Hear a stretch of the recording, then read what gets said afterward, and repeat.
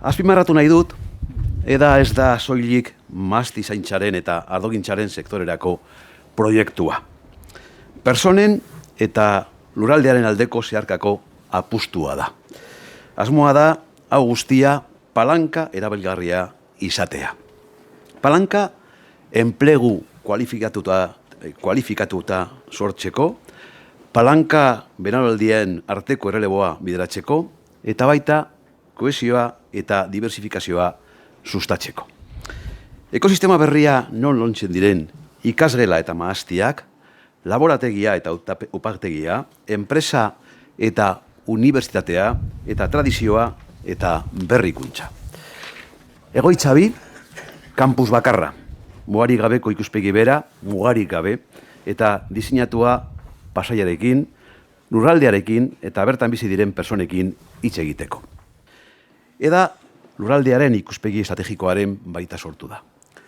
Kampus honek eskualdean jada sustatzen ditugu beste proiektu batzuk egiturazten eta bultzatzen lagunduko du.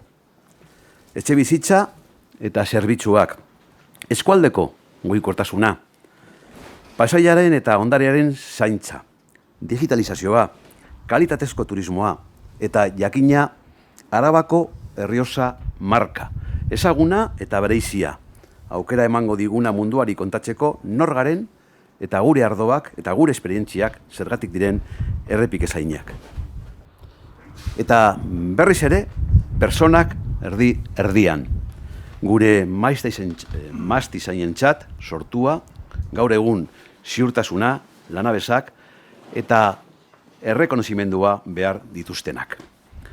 Upategi txiki eta ertzainentzak, transferentzian eta lankidetzan balioa irabazteko eta hobeto lehiatzeko modua aurkezten dutena.